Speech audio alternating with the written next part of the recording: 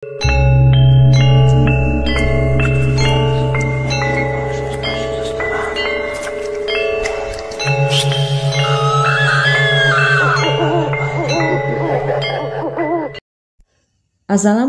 sahabat PHR di udara dimanapun kalian berada. Apa kabarnya hari ini? Pasti kalian sedang menunggu kisah Saranjana ya?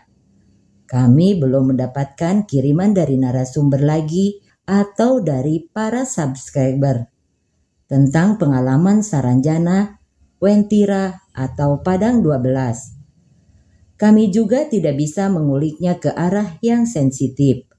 Karena setiap wilayah atau negeri pasti memiliki rahasia dan privasi. Ada yang boleh dikonsumsi publik, ada juga yang harus tetap menjadi rahasia. Kita tidak boleh terlalu memaksakan, karena akan menciptakan perbedaan frekuensi yang membuat mereka menjadi tidak nyaman. Pernah tidak ketika kamu dekat dengan seseorang merasa tidak nyaman?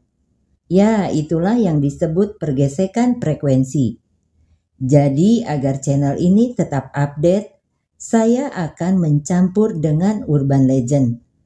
Bagi kamu yang ingin kisahnya dibagikan, bisa kirim ya.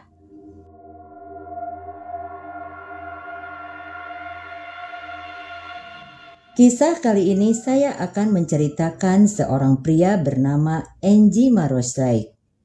Bersumber dari Kaskus dengan username Kemiria, Enji Maroslay seorang pria berdarah campuran Maluku Belanda. Tak menyangka bisa menguak misteri leluhurnya akibat kerusuhan berbau sara di Ambon pada tahun 2000-an. Enji ikut orang tuanya pindah ke Bogor, Jawa Barat. Siapa sangka noni Belanda cantik jelita yang sering menampakkan wujud di rumah barunya yang berada di Bogor adalah nenek buyutnya. Kisah dimulai setelah Enji pindah ke Bogor, Jawa Barat. Mereka membeli rumah dengan harga yang cukup murah peninggalan Belanda di Jalan Jenderal Sudirman, Kota Bogor. Rumahnya cukup besar dengan desain khas zaman Belanda. Luas bangunan sekitar 350 meter persegi dengan luas tanah sekitar 850 meter persegi. Di belakang rumah terdapat kebun buah. Rumah ini masih kokoh berdiri hingga sekarang. Di rumah inilah ia menyaksikan serangkaian penampakan hantu noni Belanda. Enji dikaruniai kemampuan supranatural. Mungkin bawaan sejak lahir, atau memang sengaja dipilih arwah noni Belanda untuk mengungkap sejarah keluarganya. Yang pasti di rumah itulah sejak kecil hingga dewasa ia melihat penampakan horin noni tersebut. Ia tidak terlalu takut karena wujud noni itu cantik, berbeda dengan penampakan-penampakan yang biasa ditemuinya. Justru Enji ingin berkenalan dengan noni tersebut. Dalam kesaksiannya, ia menyebutkan noni Belanda itu cantik banget. Umurnya sekitar 18-25 tahun, mukanya mirip selebritis Olivia Johnson. Rambutnya pirang agak bergelombang, lalu di rambut depannya kayak bekas rolan. Noni itu memakai topi bundar, gaun putih panjang sampai menyentuh tanah, dan di bagian belakangnya agak transparan. Kurang lebih penampilannya mirip Rose dalam film Titanic, tutur Enji. Namun walaupun cantik, ia tetaplah hantu. Enji terkadang memperhatikan noni itu ketika bunga anggrek milik ibu Enji sedang bermekaran. Noni itu sering melihatnya, kadang-kadang menghirup wangi kuncupnya. Sangat anggun dan peminim sekali noni tersebut. Hanya seperti itulah aktivitasnya, berputar-putar di sekitar rumah, lalu melihat tanaman anggrek lagi. Di lain hari Enji terbangun dari tidur karena dikejutkan oleh suara perempuan melantunkan lagu berbahasa Belanda. Lemah sekali suara noni memecahkan keheningan malam. Kadang terdengar tangisan, lalu berubah menjadi jeritan. Angie hanya bisa terdiam, menahan rasa penasaran dan sedikit ketakutan. Namun entah mengapa Angie merasa ikut sedih dengan nyanyian noni tersebut. Jeritan dan tangisnya menyayat hati sekali. Bagai anak kecil, noni Belanda itu merenggut keluh. Dia menjerit dengan lantangnya seperti sedang marah, kemudian menangis dengan sedihnya seperti sedang pilu. Bertahun-tahun selalu seperti itu ketika waktu melewati tengah malam. Hingga suatu ketika saat ia sendiri di rumah, noni menampakkan dirinya di samping televisi. Wajahnya berubah menyeramkan. Kepalanya berdarah dengan darah menetes tepat di sisi kiri keningnya. Angie hanya bisa tersenyum, menahan sedikit rasa takutnya. Tiba-tiba noni itu melambaikan tangannya seolah meminta Angie mendekatinya. Kemudian ia melangkah perlahan mendekati noni. Kemudian suasana seketika berubah, semuanya benar-benar berubah total. Angie memutar badannya, merasa heran dengan apa yang dilihatnya. TV, sofa, karpet, dan semua furnitur yang ada di rumahnya berganti dengan barang-barang jadul yang Angie tidak ketahui apa namanya. Bahkan cat rumahnya pun berubah. Ia sempat bingung, sedang berada di mana dia? Seakan-akan Angie telah melakukan perjalanan waktu ke masa lalu. Ia kini berada pada masa zaman Belanda. Kemudian Angie keluar rumah, mencoba melihat suasana di luar. Zaman dulu rumah Angie terkesan paling mewah sekali. Di luar terlihat berderet rumah Belanda yang diterangi lampu temaram.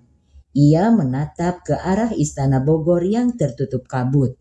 Saat di luar rumah, ia melihat ada 2 orang bule berpakaian militer. Bajunya berwarna biru, celananya berwarna abu-abu. Mereka memanggul senjata. Angie yakin mereka pasti tentara Kenil Hindia Belanda. Kemudian Angie masuk lagi ke dalam. Ia melihat ada satu keluarga sedang makan malam di ruang bagian belakang.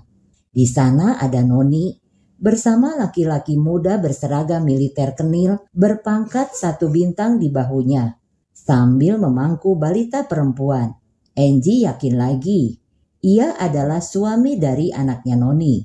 Angie menyapa noni, namun tidak direspon, seakan-akan noni tidak melihatnya. Tidak lama setelah itu, terdengar suara petasan yang beruntun. Angie melihat, wajah noni sangat ketakutan, lalu mengambil anak balitanya dan bersembunyi di pojokan. Kemudian datanglah segerombolan tentara Jepang. Mereka tampak beringas menyerbu rumah itu. Dalam kondisi tak siaga, suaminya disergap. Salah satu dari mereka menghardik yang tidak Angie paham apa artinya, lalu menghajar bahkan meludahi suami si noni. Angie yang melihat semua itu menjadi panik, tidak tahu harus berbuat apa. Lagi-lagi kehadiran Angie seakan tidak terlihat oleh tentara Jepang juga. Angie mulai memahami, mungkin noni sedang memperlihatkan kisah hidupnya. Wajah pria Belanda itu berdarah-darah akibat pukulan dan goresan bayonet. Pria bule itu sudah tidak berdaya akibat siksaan yang tentara Jepang lakukan. Kemudian peluru itu menembus kepalanya. Seketika itu juga lelaki tersebut tumbang bergelimbang darah. Angie menyaksikan kejadian keji berikutnya. Seakan gerombolan Nippon itu tidak puas, lalu memeriksa ke berbagai sudut rumah dan menemukan noni. Noni didorong ke lantai, sementara si balita dengan kasar dan dijauhkan dari tubuhnya. Lalu tentara lainnya dengan brutal melucuti pakaiannya. Noni berteriak, namun mulutnya kemudian dibungkam dengan selembar kain. Angie tak sanggup melihat kejadian selanjutnya. Ia memejamkan mata. Ia gemetar, mau menolong, tapi tubuhnya terasa membeku. Mereka bergilir melampiaskan nafsu birahinya. Angie sedih mendengar jeritan lirih noni. Ia muak mendengar tawa segerombolan Nippon itu. Meskipun Angie seorang pria, ia menangis melihat penampakan keji itu. Dengan kondisi ia yang tidak bisa berbuat apa-apa. Hingga kemudian ada cahaya yang menyambar menyilaukan mata, Angie kembali tersadar ke dunia nyata. Dengan pipinya yang basah bekas air mata. Ternyata barusan Angie terperangkap dalam memori Noni tersebut. Untuk seseorang yang memiliki kemampuan supranatural pasti memahami hal ini. Kejadian itu disimpan oleh Angie, ia tak dapat melupakannya. Sampai suatu ketika tanpa sengaja saat ia sedang membongkar gudang, ia menemukan sebuah buku tua berbahasa Belanda. Dalam tulisan itu tercatat nama si penulis, yaitu nampaknya Noni itu tak lain dan tak bukan adalah pemilik buku itu.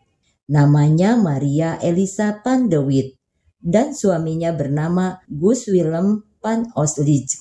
Sedangkan anak mereka yang masih balita bernama Charlotte Maria van Oslich. Ia pun mulai berpikir dalam penglihatannya waktu itu, anak balita itu ditinggalkan para tentara Jepang. Bagaimanakah nasibnya sekarang? Angie penasaran.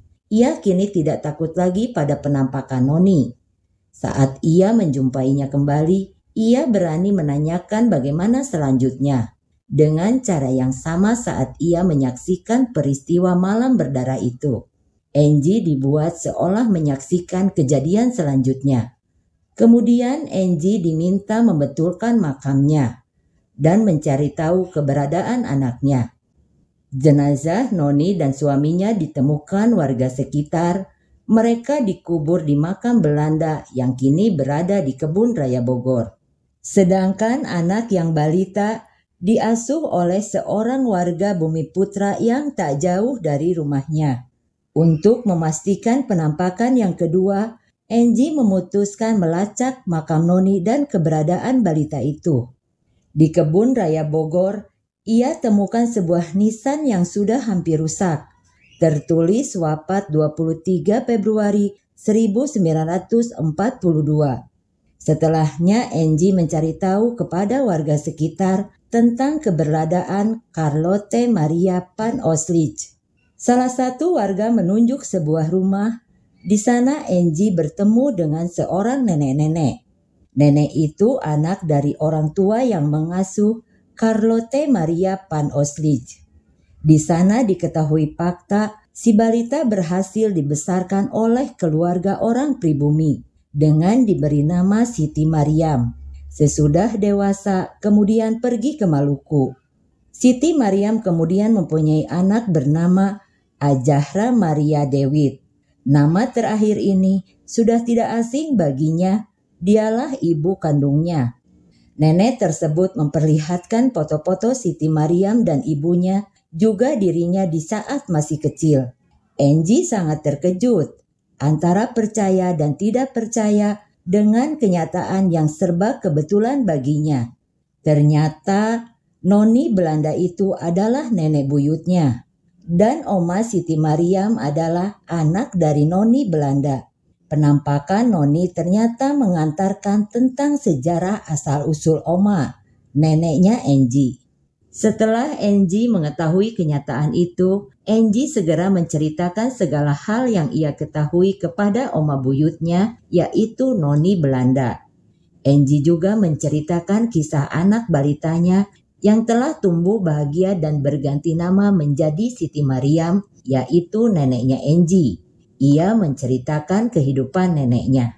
Nenek Angie telah meninggal pada tahun 2015. Oma Noni hanya bisa menangis mendengar semuanya, menjerit, bersedih setelah mengetahui kisah Charlotte Maria van Oslich atau Siti Mariam dari awal sampai akhir. Di waktu yang bersamaan ada kehadiran nenek Siti Mariam yang juga ikut menangis memilukan. Mereka saling menangis bersahutan. Angie sedih melihat pemandangan yang dilihatnya itu. Namun karena Oma Noni meninggal penasaran, jadi tidak bisa melihat kehadiran putrinya. Angie hanya bisa menyampaikan apa yang dilihatnya. Semoga Oma buyutnya mulai lapang dan pergi dengan tenang. tidak tertahan lagi oleh suatu apapun. Sekian, terima kasih. Assalamualaikum warahmatullahi wabarakatuh.